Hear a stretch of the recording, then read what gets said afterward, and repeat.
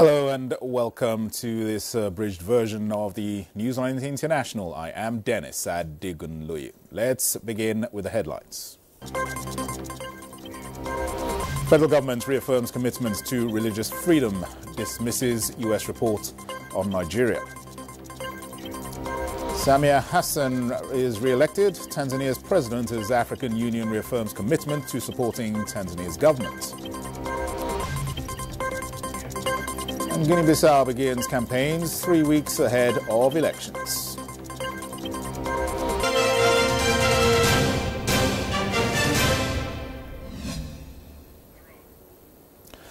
Now, since 2023, the current administration has maintained an open and active engagement with Christian and Muslim leaders alike and continues to address security challenges which affect citizens across faiths and regions.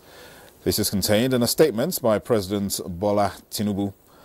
The president, in the statement, noted that the characterization of Nigeria as a religiously intolerant country does not reflect the national reality, nor does it take into consideration the consistent and sincere efforts of the government to safeguard freedom of religion and beliefs for all Nigerians.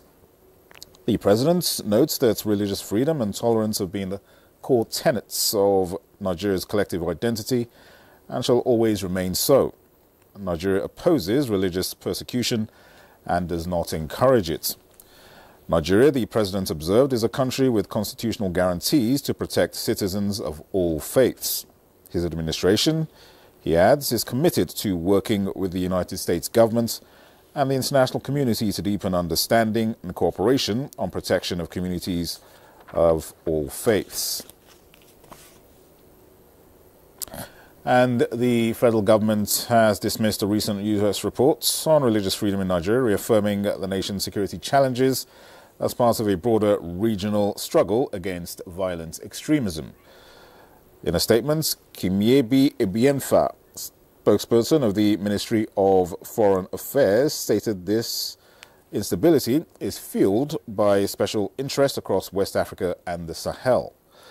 The government reaffirms commitment to deepening and defending all citizens' rights, regardless of creed or religion. The statement further praises the efforts of the armed forces and expressed solidarity with victims of violence.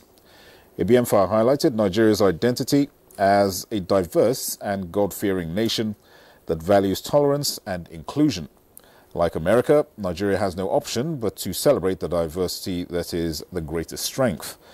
Despite the disagreements on the reports, the statement affirms Nigeria's alliance with the U.S. and expressed desire to continue partnering in the pursuit of peace, freedom, and democracy.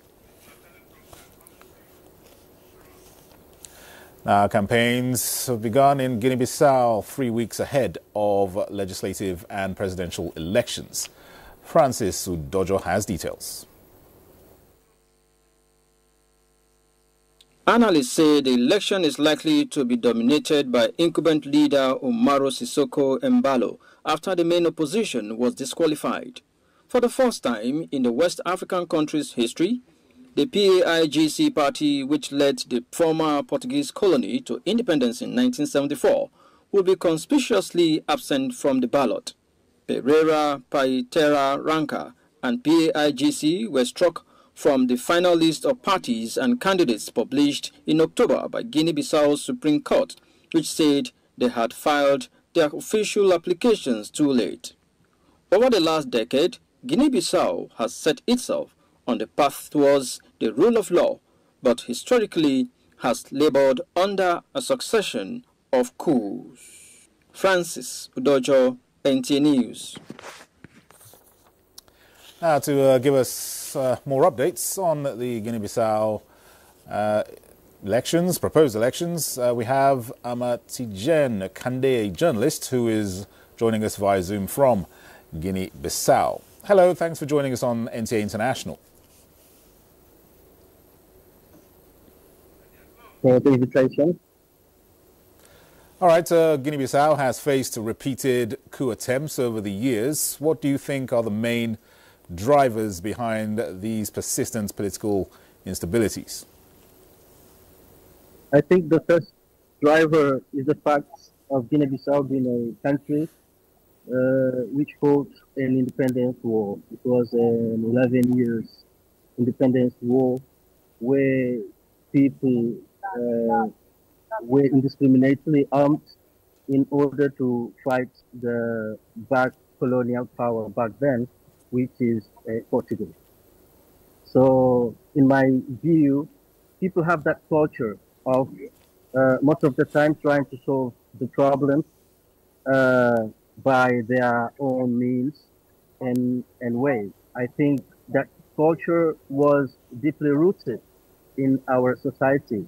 That's why after the independence, we've experienced a number of successful and attempted to deaths. All right. How has the most recent coup attempt shaped the political atmosphere ahead of the upcoming elections? In fact, people have been dealing with some trust issues among the politicians and the population itself. And lately, a number of coup attempts have been announced. But the toughest part is that the proofs have very seldom been provided. And most of, for example, if we go back to 2021, where many military officers were arrested and accused of a coup attempt, then later the justice, the military justice, if we can say like the military courts, have not been able to establish the evidences, and most of those people finally were released.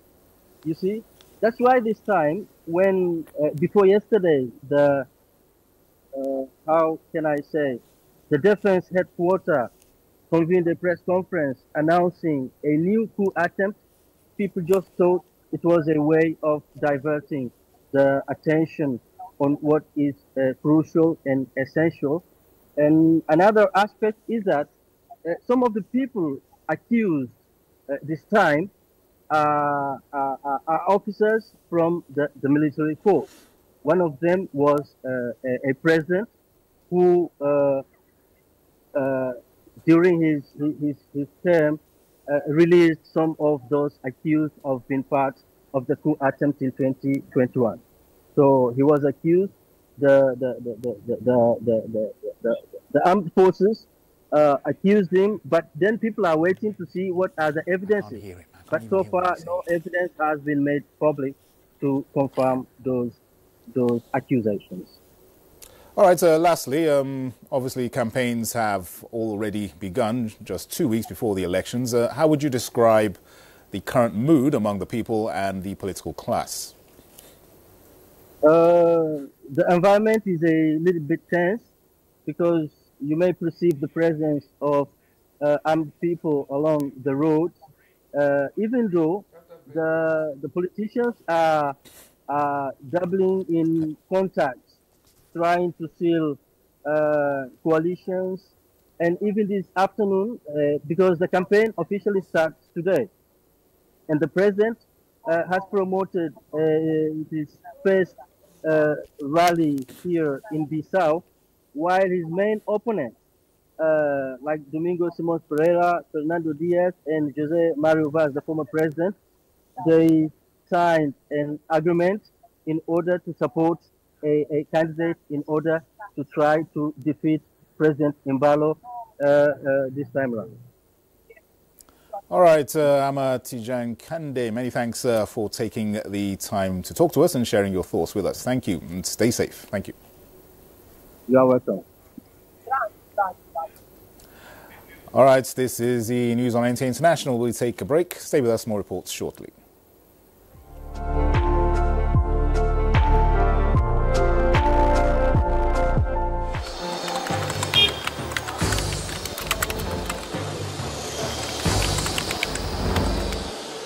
You have no better friend and partner than Nigeria. Let this unveiling today be a call to conscience. Let our practitioners hold the line of truth. To the media, please inform with integrity and with a deep sense of patriotism. To our public officers, communicate with transparency. To citizens, please let us speak with empathy. Let us come together to become the voice of responsibility, the voice of the world that heals division, that inspires hope and drives development.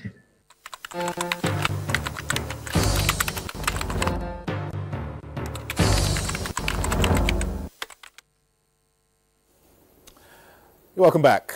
Now, the 39th Stop TB Partnership Board meeting has ended in Manila, the Philippines, with a resolution by partners to scale up surveillance through innovative tuberculosis screening and diagnostic technologies.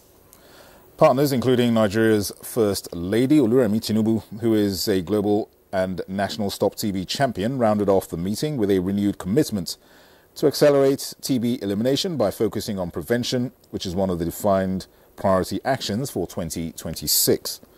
Her participation at the meeting showcased Nigeria's sustained progress against tuberculosis through steadfast leadership, community engagement, strategic national coordination, and domestic resource mobilization in the face of dwindling donor funding. The First Lady has now departed Manila for Nigeria. Chairperson of the African Union Commission, Mahmoud Ali Yusuf, has congratulated President Samia Suluhu Hassan on her victory in Tanzania's presidential election. In a statement, Yusuf expressed deep regret over the loss of lives during post-electoral protests and extended sincere condolences to the victims' families. He emphasized the need to uphold fundamental rights and freedoms, including peaceful assembly and expression, urging authorities to protect these within the legal framework. The chairperson invoked the African Charter on Democracy, Elections and Governance, highlighting respect for the rule of law, human rights, fundamental freedoms and political pluralism as essential to democratic stability. The African Union reaffirmed commitment to supporting Tanzania's government and people in maintaining peace, national cohesion and democracy. Now, Tangier, located in the far north of Morocco, came alive following the latest resolution of the UN Security Council, recognizing Morocco's claim of Western Sahara's autonomy as the most realistic framework for resolving the Western Sahara disputes between Morocco and the Polisario Front. Details with Francis Sudojo. Footage shows people celebrating the fireworks and flares while waving Moroccan flags. Some people can be seen dancing and others are cheering. This resolution would pave the way for peace in the region. As you know, tensions have been escalating in Western Sahara for 50 years, a resident said. Besides Tangier, similar celebrations took place in several other cities across Morocco. By a majority vote of 11, the UN Security Council approved a US-sponsored resolution granting Western Sahara autonomy as the most realistic resolution to the Western Sahara dispute. In 1975, Spain withdrew from its former colony, the Spanish Sahara. This led to a dispute over Western Sahara between Morocco and the Polisario Front. The front demands the establishment of an independent state, while Morocco maintains its control over the region as part of its territory in the midst of international efforts to resolve the dispute peacefully. Meanwhile, the Malian capital is facing a dual crisis of severe fuel shortages and a wave of foreign advisories to leave the country, creating what local journalists describe as a psychosis among residents who feel trapped by deteriorating security and economic conditions. Long chaotic lines have formed at gas stations across Bamako amid a severe fuel crisis, causing widespread panic. The situation on the ground remains despite government announcements that convoys of fuel trucks secured by the Malian Armed Forces FAMA are en route. This tangible crisis has been compounded by a less visible but deeply felt psychological one, triggered by several Western countries publicly advising their citizens to depart Mali. Francis Udojo, NT News. The ECOWAS Court of Justice 2025 retreat has ended with a determination to pursue with vigour the enforcement of decisions of the court by member nations. This was part of the briefing by the Chief Registrar of the court, Yauza Urosama, at the end of the retreat. Judiciary correspondent Austin Anyebe reports.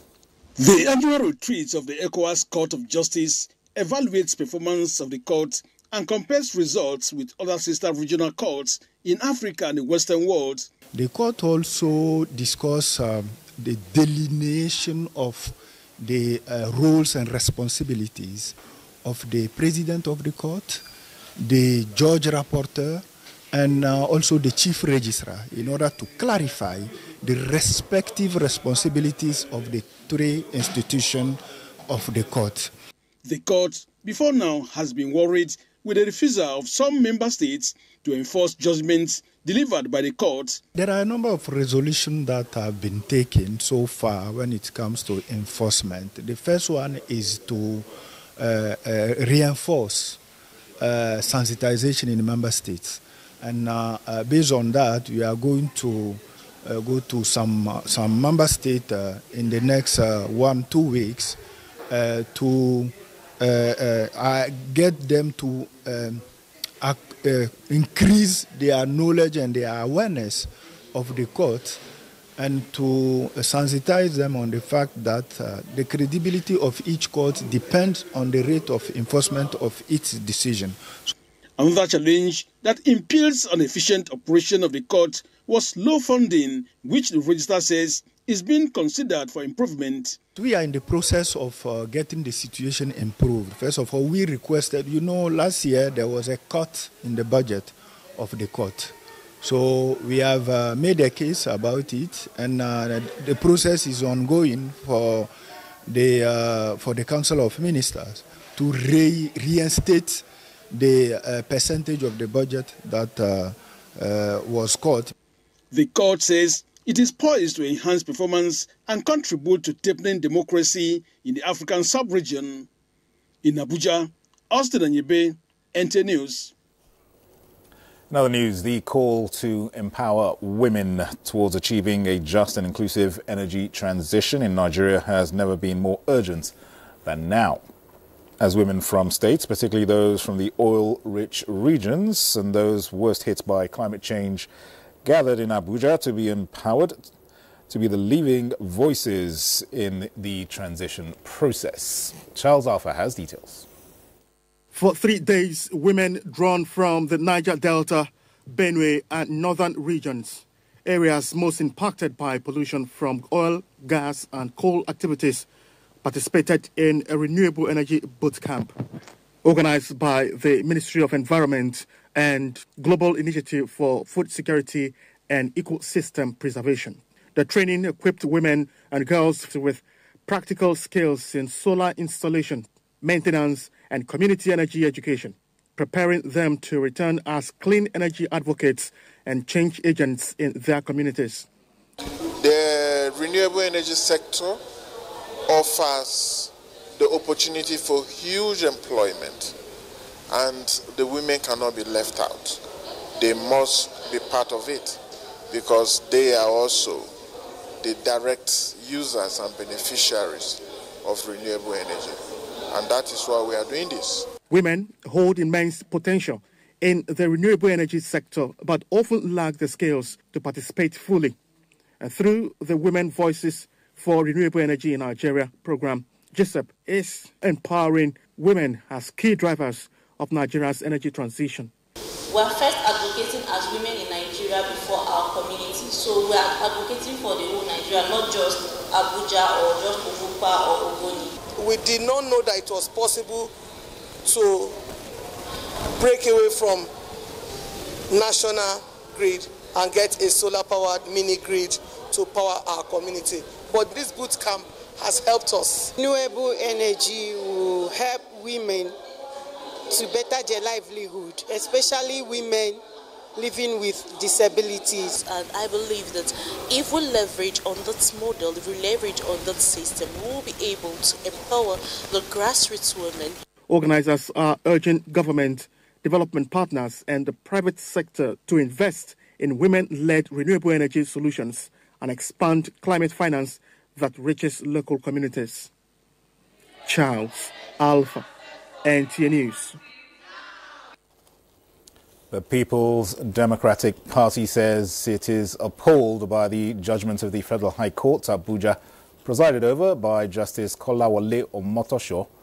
PDP National Publicity Secretary Debo Olugunagba, in a statement, explains that the judgment of the court does not vitiate its ability to proceed with the processes and activities towards the National Convention to elect new national officers to pilot the affairs of the party for the next 4 years. It notes further that the recent judgment of the Supreme Court affirms the supremacy of a political party in the management of its internal affairs. Let's now get the latest check on the weather.